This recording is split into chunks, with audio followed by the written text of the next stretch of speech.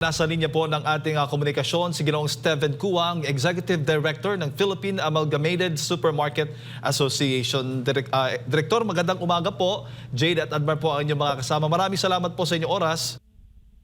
Yes, good morning, Jade, Admar. Yeah. Yes, sir. Opo, sir, unahin ko muna, reaction po muna doon sa naging sinabi nga po ng Department of Trade and Industry na kaya daw itong 500 pesos na bilang budget po para sa Noche Buena items. Sa tingin po ninyo, realistic po itong panukalang ito o suggestion o sinabi po o pahayag ng DTI? Well, it's just a suggestion, no? She's not asking us to spend 500, no? Challenge siya, no? Pero yes, challenging, no? Medyo mahirap maghanap, no? Pero yes, kaya naman talaga. When I say kaya naman, medyo mahirap. No? Maghanap ka ng produktong medyo mas mura, hindi yung prime brand. Yeah.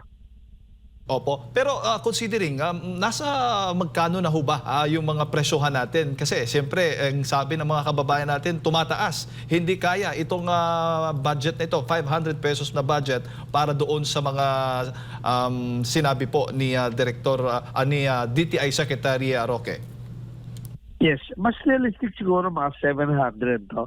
Pero for a family of 4. Kaya lang, yung 500, pero mga vlogger na sinubok nila at pinakita, pinost nila, no, na kaya naman maganda ng 3 dishes, no, for a family of 4. Yun ang kabilang, kailangan madiskarte ka. Pero so far naman, may mga paggalaw ho ba tayo? Nakikita, Direktor, sa mga supermarkets ngayon sa pagdating naman sa presyohan ng mga pangunahing Noche Buena items tulad ng pasta, itong... Wala pa. Oo, wala pa. Masyado baga pa. Hindi pa namimili ng tao eh. I mean, pakonti-konti lang kung namimili ng tao. Yung may kaya, anytime pwede bumili. Pero yung mga naghihintay pa ng 13th month, no? Hindi pa, kahit nakuha na nila yung kanilang 13th month, hindi pa priority ang pagkain nila. Regalo at pamasko sa mga kamag-anak ang kanilang priority right now.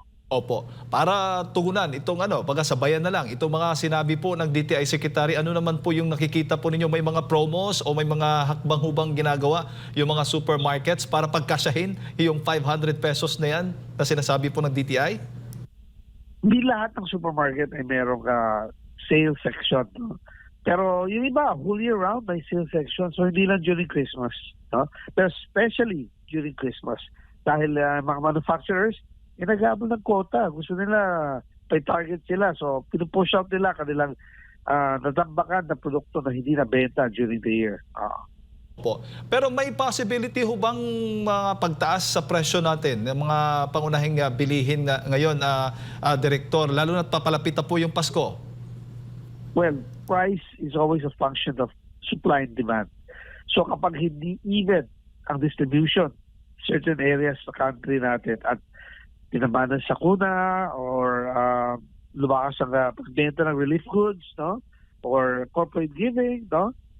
For one reason or the other, kukulangin ang supply doon sa lugar na yun at pag nag-replenish ang mga tindahan doon sa lugar na yun, mas mataas na yung kuha nila. So mas mataas at pasa nila. Yun ang dahilan kung ba't tumakyat. Hindi dahil lang kasi yung iba, sarado ng delivery 2 weeks before Christmas ang mga distributors So hindi pwedeng tumaas dahil lang gusto ng supply, gusto ng retailer na itaas para kumita na malaki.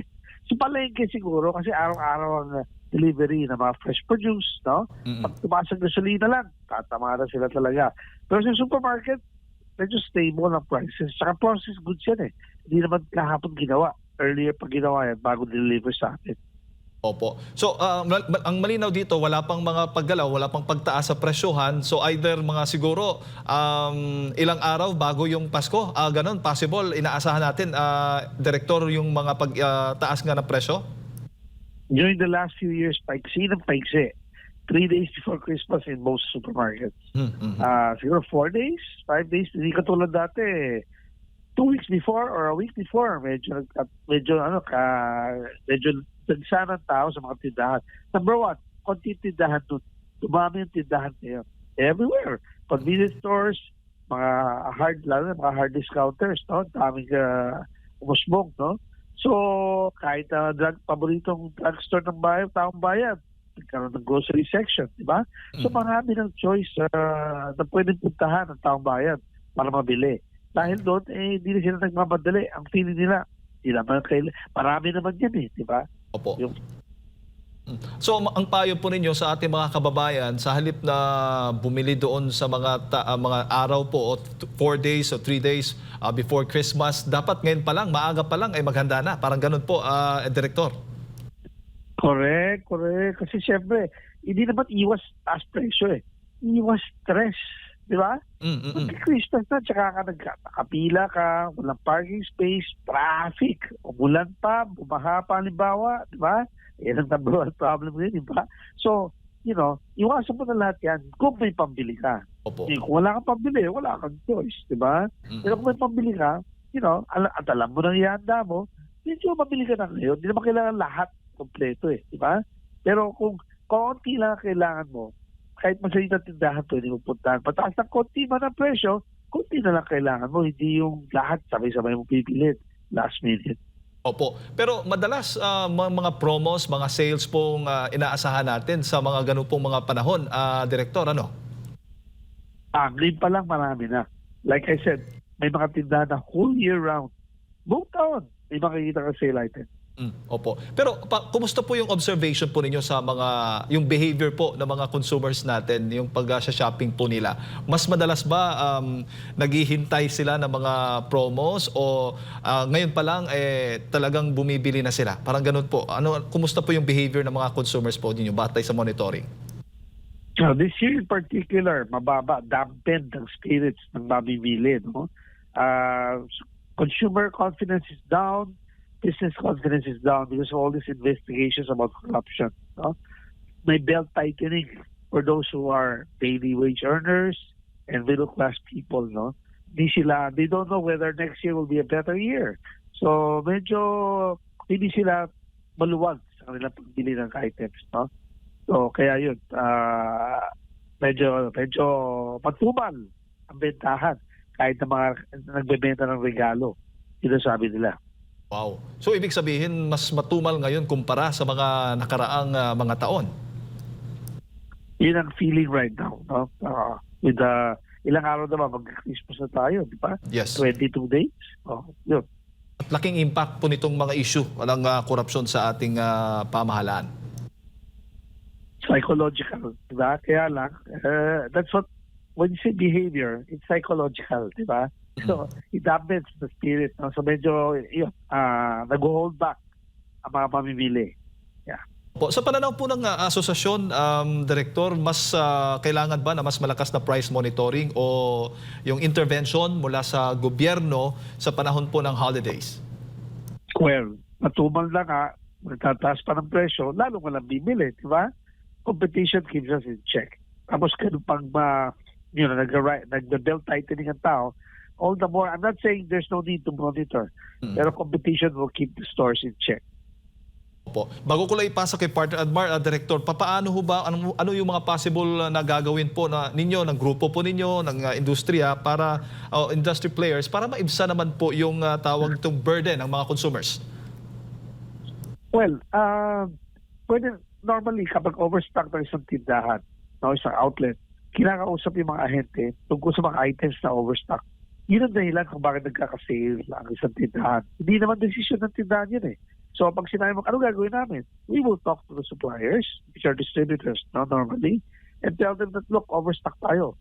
Imbis na isoli namin sa inyo, di pa naman mag-expire, pero imbis na isoli namin sa inyo by end of the year dahil ang dami, pag di natin i-sale to, di naman kailangan buy one take one Pwedeng less 20%, pwedeng less 10%, di ba? We will attract consumers, no? The fact that they're buying items at a discount. Sir Steven, magandang umaga po. Si Admar po ito, long time no hear. Sir, itong nakalipas na mga buwan, mga linggo, mga buwan, ay nagkaroon po tayo ng kaliwat kanang mga kalamidad po sa ating bansa. To the point na yung ating national government ay nag-declare po ng national calamity. Ano pong epekto nito sa inyo pong mga miyembro po dito, sir? Okay. Sa amin, we comply. So wala naman masyadong nangyayari sa mga tindahan. But for the economy, for the long term, I'm saying, yung price freeze na yan, it's an emergency or, quick fix, shortcut. immediate response, no? Dahil nga sa kalamidad. Okay, price freeze. Natapos ang huling price freeze October 21. Habang nasa Kuala Lumpur si Presidente, October 28, nag-declare na naman siya ng price freeze for 3 months until end of the year, which, 3 months is beyond end of the year. So kung nag-price freeze after price freeze ka, 3 months, 6 months ka nag-price freeze. Although, of course, ito lang yung mga minomonitor ng produkto, which is less than 300. Marami naman choice sa consumer. Kaya lang, pag parating kinokontrol ang presyo ng bilihin, ng manufacturers, no, it will not augur well for our economy. Bakit? Yung kung gustong nais mag-expand ng isang manufacturer, ng isang local manufacturer, hindi siya makapag-expand. Hindi siya makadagdag ng planta, hindi siya makapag-generate ng employment, dahil hindi siya pwede magtaas ng presyo. Of course, again, may other items siya na pwede igalaw ang presyo, di ba? Pero price, is a function also of competition. So ayaw ng manufacturers, ang SRP, galing manufacturers yun, hindi naman galing DTI. Sinabi na ng DTI yun. Bakit SRP ang manufacturers? Gusto nila, nationwide, ganito lang ang presyo nila para mabili ang ganitong, mamibili. Target market nila. So, competition keeps us in check, like I said. No? Hindi naman kailangan i-control ang prices. Of course, for the consumers, it helps them confidence-wise na, dito tataas. 300 items, less than 300 items siya. Diba? And sizes lang, ha? Kasi may sizes na pwede magtaas. Yung size lang na minomonitor ang hindi pwede magtaas. So it builds consumer confidence, for them to buy kahit na may kalamidad, no?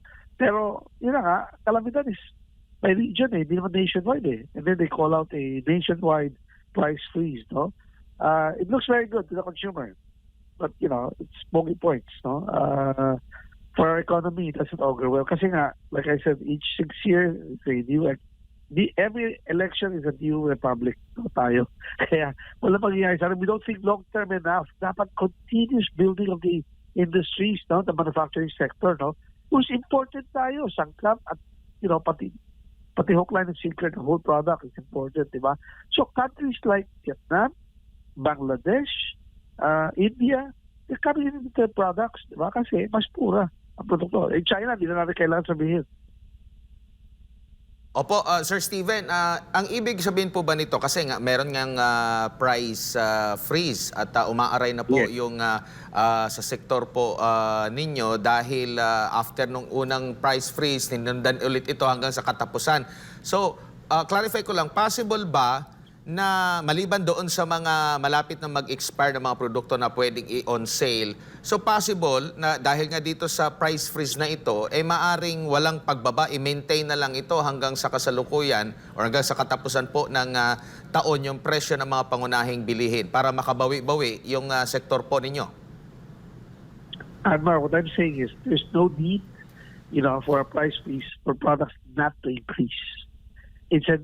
Pricing is a function of supply and demand. Kanina, di ba? So hindi kailangan. Government should focus more on building the economy through the industries, on the different industries. We're talking retailing, manufacturing, and so on and so forth. And not regulating, parang policing, thinking that the business sector is always do so and always wants, profit lang, di ba? They should work hand in hand with the private sector para, gumanda takbo at alam ng private sector, ganito ang direksyon na dapat gawin. Hindi yung, baka mahuli tayo, parang ganun ang mindset na magdadaya ang manufacturers or This afternoon, there's a meeting. We have a meeting with DTI. They call the meeting with select retailers. The agenda has not been, not siya buwan items pag-uusapan, no? Pero hindi pa sinabi, so mamaya na pa nalaman kung ano mangyayari sa meeting. Opo. Sir, sa inyo pong hanay, dumarami po ba yung inyong mga miyembro? Ibig sabihin, kumbaga, marami po bang mga nagbubukas ngayon ng mga maliliit, mga malalaking mga supermarket po? Kasi sa pagiging practical po ng mga Pilipino, alam na siguro nila na kumpara sa mga mall talaga, na naghahanap na rin sila ng ano kasi mas makakamura lalo na pag maramihan yung kanilang pagbili ng mga items. Dumarami po ba yung inyo pong hanay po, sir? The cost of mobility is very important. No? Bahalang sakayan, gasolina, oras, traffic, no? Baha, ulan. Ang marami nagbukas yung mga hard discounters, yung nakita natin dalawang chain na bago na tayo ng mga tindahan. For our members, may nagbukas. Pero hindi marami. Pero meron din supermarket na nagsara. So, hindi napapansin na dapat nagsara ang tindahan eh. Napapansin lang natin pag nagbubukas. Opo. Siguro bilang panghuli na lang, Sir Steven, ano na lang po yung maipapayo ninyo na mga diskarte sa ating mga kababayan ngayong papalapit na po yung Kapaskuhan at pagsalubong na rin sa bagong taon. Malapit na rin siguro, baka naibigay na yung kanilang 13th month pay. Paano ba nila ito masusulit po at para maging merry ang kanilang Christmas at happy ang kanilang New Year po, Sir Steven? Yeah, napakalapit na, 22 days, practically 3 weeks to go. So, it's time to go out, and buy a few things. Kung alam nila kung anong handa nyo, dapat naman siguro alam na ninyo, no? Sa lapit na ng Christmas Day, no? Noche Buena, no? So, maganda kayo mag-plan, pilistahan kayo. Yung mga kailangan ng bilhin, yun ang unahin ninyo. Hindi kailangan, ang sarap mamili pag may pera pag may 13 month, di ba? Oo. Para shoot at, nauna yung kailangan ihanda. At ilagay lang natin sa papel kung anong kailangan bilhin, yun ang unahin natin. Kapag may natira, saka tayong tumampot ng other items. Now, sale items, that said, the misconception is parating near expiration of sale items. Hindi parate. Yes, it is reason for suppliers to start selling their items at a discount kapag malapit na para hindi masira. Diba? Distributors would rather that we sell at a discount rather than isoli sa kanila. Kasi may soli yan eh. Ano gagawin nila doon? Ibenta rin nila ng mura, di ba? So, they'll give us, they'll probably, if they don't notice that's overstocked ang isang tindahan with certain items, the tindahan is the one who will call the attention of the supplier. Pwede ba ibenta na natin ng mas mura to dahil isusoli na namin sa inyo to, di ba? So, that's it. Yun na nga, go to the sales section. Hindi lahat about to expire. Ano ba yung mga ibang dahilan? Bakit nagsasale ang isang item? Overstocked, I mentioned that. Magbabago ng packaging from glass, magiging PET bottle. From PET bottle, magiging Tetra Pak. O change in size. Magbabago na ng size next year. So, kailangan maubos ang existing stocks. No? Pag-change ng label, may na-discover silang mas magandang ilagay or mas attractive na label. Diba? So, they have to finish all their products with the old labels. Diba? So, there are so many reasons, no? I-phase out ang isang produkto. Ayaw na namin itong flavor na to. Walang bumibili ng strawberry flavor or ng chocolate, halimbawa. No, ng isang produkto. I-phase out na natin, ibenta na natin. Baka matikman din yung ibang flavors natin. Diba? So there are so many reasons why binibenta sinisale ang item. Of course, you check the expiration date. And if the date is January 8, for example, expiration date, no? Best before January 8 or expires January 8. And you're gonna use that for Noche Buena and Medianoche. Shoot by date? Yes. Punta natin, di ba? Lalo na yung iba dyan, madalang pero may buy one take two nga eh. Kapag katindi ang sale, kapag naghahabol ng quota ang manufacturers. Alright. Sir Steven, maraming salamat po sa inyo pong oras at sa pagbibigay po ninyo ng impormasyon ngayong umaga. Sa ulitin po. Yes. Have a Merry season, Jade and Admar. Merry Christmas Have a din po great sa day, inyo.